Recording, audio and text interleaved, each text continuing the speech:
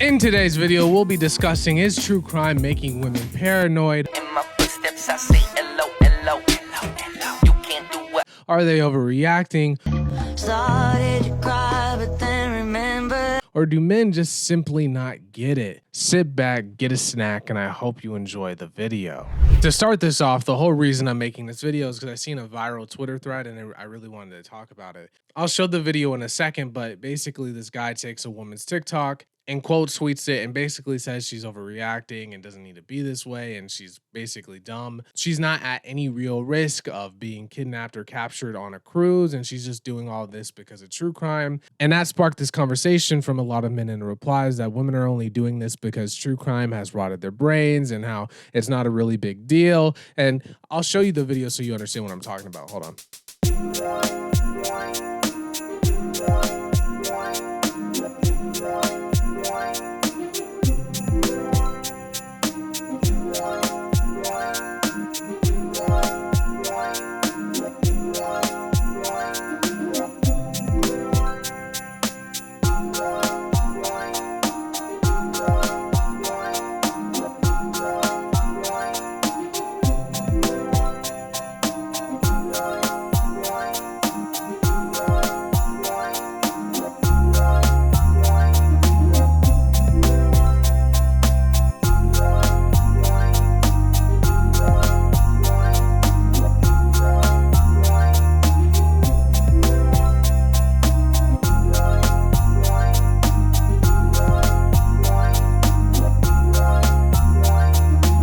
Firstly, I want to say I think this is one of the things where women are joking and men just simply don't get it. Because I went to her account and she's literally traveling across the world. She literally went to Jamaica. If you are paranoid, you wouldn't go to different countries. Now this one dedicated to the girl with the You older say I don't know what I know. You would simply just stay home in the protection of your house. Most people who are paranoid aren't traveling to different places. That's kind of what the word means. I think this is the thing where the internet doesn't understand satire, especially Twitter. I'm not surprised, though. Twitter is a place where grown men and women argue over clearly staged sketches that are designed by high schoolers for their drama classes. Oh, shit.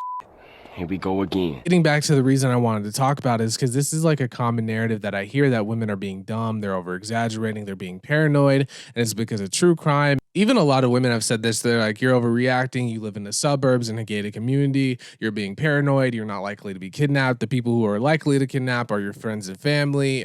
And that is all true. That is objectively true. But the way I hate the framing of it is because nobody ever has that framing for anything else. And I'll use this example. As a black man, I'm going to speak for black people for a second. We all take extra precautions around police. And if you look at the statistics, the chance of something bad happening to you with police is 3 in 5 million. But we all take extra precautions around police so something doesn't go horribly wrong for us. And nobody tells us that we're being stupid unless it's conservatives. And then they tell us that we should have took those precautions in the first place. But I'll get back to that later in a second. The odds of you getting into a dangerous situation with a police officer is like 3 in 5 million a year. So it's not a high event that's likely to occur. You're most likely going to be safe if you're around a police officer. I'm not going to act like a white person does in the car. I'm not waving my hands. I'm not sticking my hands in my pockets. I'm not yelling at him because I don't want the situation to end badly. That's just like normal precautions. But when women take those same precautions, they're labeled crazy. True crime has ruined your brain.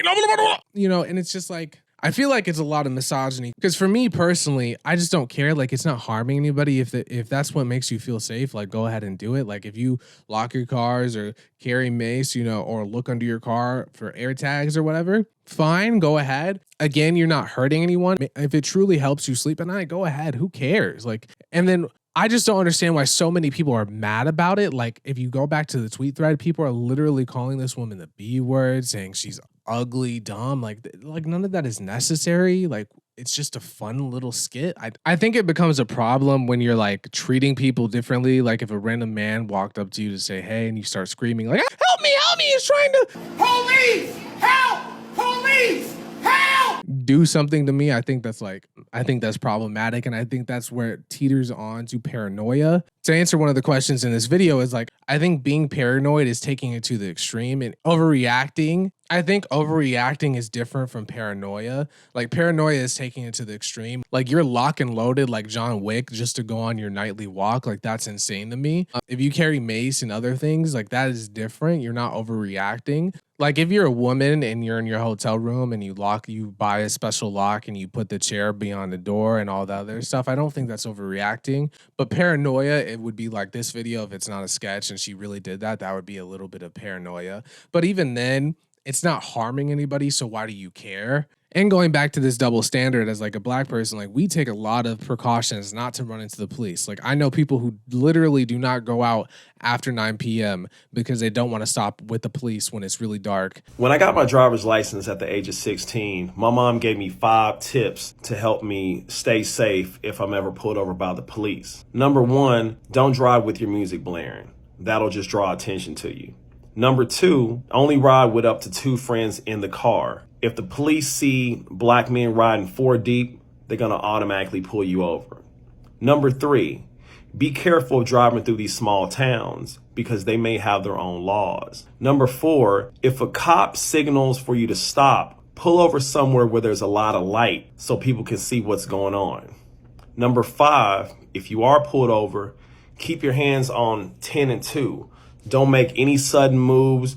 Don't make any twitches. Say, yes, ma'am. Yes, sir. Look him and her in the eye. And I do that sometimes. I'm not going out. It's like 12 on a Friday. Yeah, I'm not going out.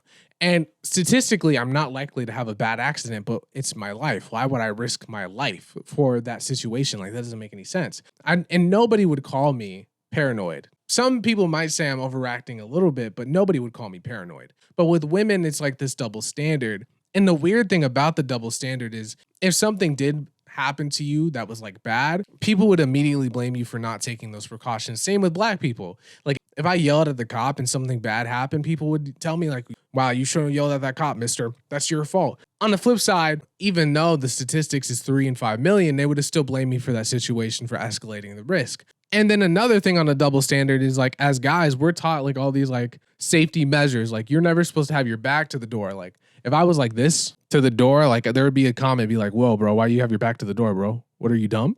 Oh, there's a door. There's a door right here. Anyway, you're not supposed to sleep. Like your wife is supposed to sleep furthest away from the door because if somebody breaks into your house, you're supposed to be there to protect her, to like wrestle with the guy. All these like urban, I don't know if they're urban myths. I don't know what the word is, but like I feel like you understand what I'm saying. Like where like guys are supposed to like be aware of their surroundings and like understand what's happening.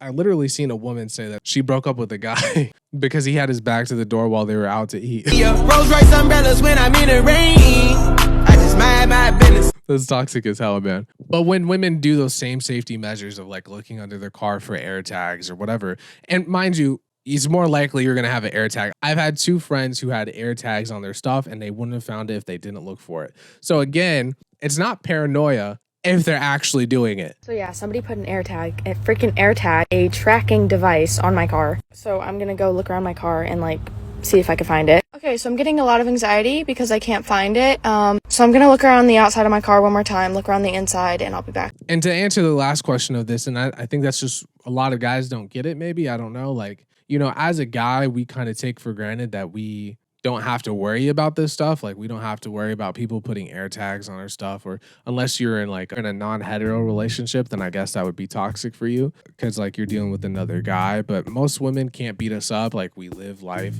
And that's not to make light of like male domestic victims. It's just saying statistically, like women aren't going to do that to us. It's kind of like how we all take for granted, except black people, well, I guess. If you're like walking alone at night, like if you live in a gated suburban community, tons of people walk and jog alone at night, and you just kind of take that for granted that you live your life that way and other people can't live their life that way. But I think it becomes problematic instead of when like people tell you like, hey, I'm scared of this thing, you just paint it as overreacting and like being like, you know, hysteria. And it's kind of weird to me because there's so many problems with true crime, like women loving the guys who did the true crime and being stands of them. Like that's problematic. When you say something traumatic happened to you, people will like treat it as entertainment and like they want you to tell them so they can be entertained. That's problematic. That's brought on by true crime. Treating people as not real people, but entertainments, actors, and dramas and plays when something bad happens, like the Gabby Petito case, that's bad and that's caused by true crime.